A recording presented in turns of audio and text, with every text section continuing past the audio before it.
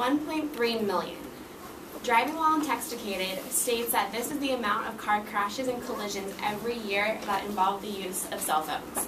The research investigating the harms and habits of driving while texting is more than just driving school precautions. It's real life. The information discussed is based on insurance and attorney investigations, real-life examples, and studied statistics. I'm Bridget Barnhill, and I do it too.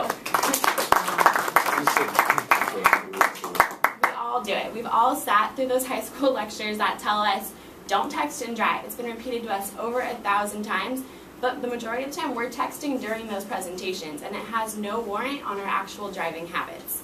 It is my intention to persuade you that safe driving is no accident, and it's up to us as individuals and as a community as a whole to take charge and actually make a difference in creating safer roads for ourselves and the future generations. Today, you will not be sitting through another boring lecture that you heard when you were 16 and hit the road on your own for the first time.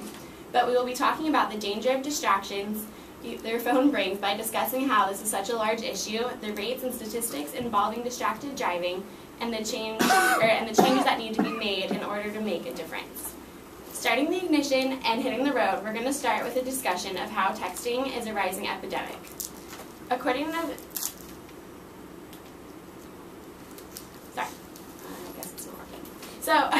the film sponsored by DWI, people, especially young drivers, are excessively confident in their driving skills.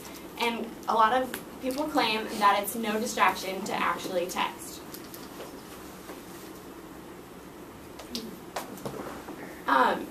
Jacobson and Gibson are authors of Reducing Distracted Driving, and the Journal of American Medical Association strive to stress that when you text and drive, you are involving everyone around you.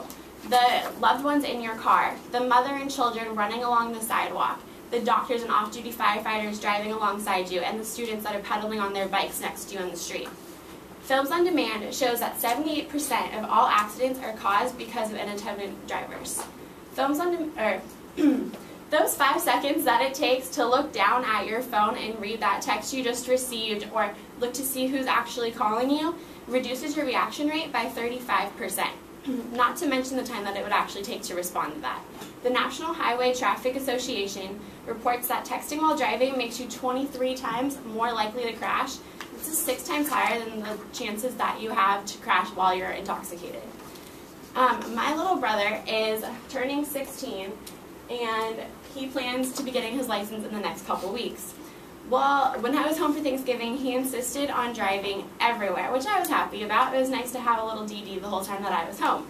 But teen boys are 10% more likely to get into car accidents, and Brody was no exception to this. He was constantly wanting to check his phone or call his friend and say, "Hey man, we're on our way." This is not acceptable. Wilson and Stimson say that because of the constant use of social network, people are more enticed to actually be distracted while they're driving.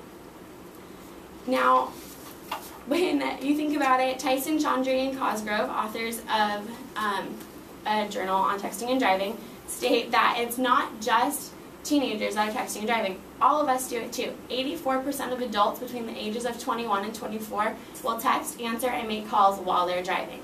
Wilson and Stimson, the authors of American Journal of Public Health, emphasize that the phones are becoming more advanced, more popular, and they're actually being installed in cars now, so it's easier for you to actually use your phone. This makes it worse for you because now you have the advantage of using your cell phone, even hands-free, reduces your reaction rate by 29%. Now, as we hit the curb in the road and look up from our phones, it's important to focus on the causes of these traffic violations.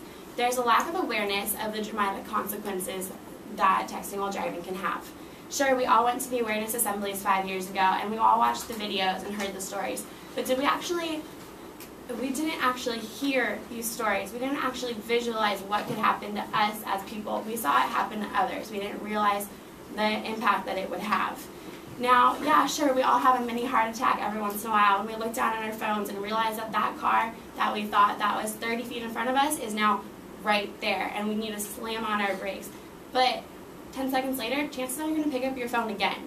Jacobson and Justin summarize that because these devices are integrated into everyday life, Drivers mistakenly assume that they can safely operate while operating a motor vehicle.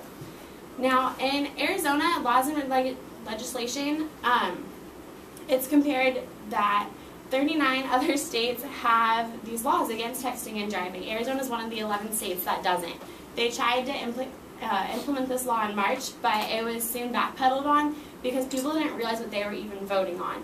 People aren't educated enough on the subject of the distraction of texting and driving to actually make that difference.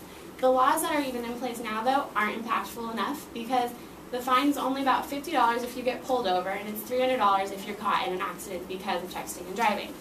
And a lot of times, though, if you get pulled over, you can tell the officer, oh, that text was work-related, and you'll be off the hook. The state, because of the unsuccessful event in Arizona imposing the law, no one follows it at all. People are constantly on their phone. You have to always be aware of your surroundings. Tucson does have a law in place right now against texting and driving, but there really is a lack of enforcement. In the article on Arizona cell phone laws and legislation, Steve Urey is quoted saying that legislative leaders are not going to do something until somebody causes a catastrophic, wish it never happened event. But then it's too late.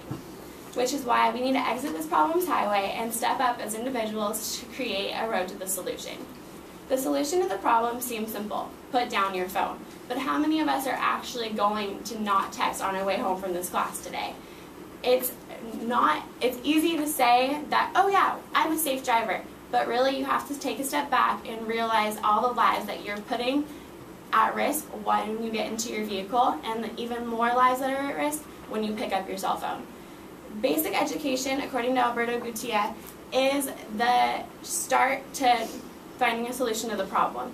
As citizens, we need to step up, encourage others to also put away our phone, put away our own phone, put away the person that we're driving with the phone, and write legislation about this. We need to become educated on the topic so we can actually enforce these laws. And 44% of you claim that you only text at signals, but 88% say that you text the entire time, or 88% of you say that you're going to text and drive, 44% that it's only at signals. Chances are when that signal turns green, you're going to keep going and keep texting. I'm guilty of it too, but as individuals, if we start to make a conscious effort to focus on the road and surroundings instead of our BFFs, LOL, we can make a huge impact on encouraging others to do the same. Now, as we put on the brakes and shift into park, we need to take the time to realize that our lives are worth the 10-minute response time instead of waiting on the response time of an ambulance. When we start to realize the impact of our lack of focus can have on others, we can really make a difference. 1.3 needs to be reduced. I know that this can be a redundant topic, and like most of you, I'm guilty of it as well. But I don't want my newly driving little brother, myself, or any of you to be another statistic or cause of one just because of your ignorance or distraction. Do you?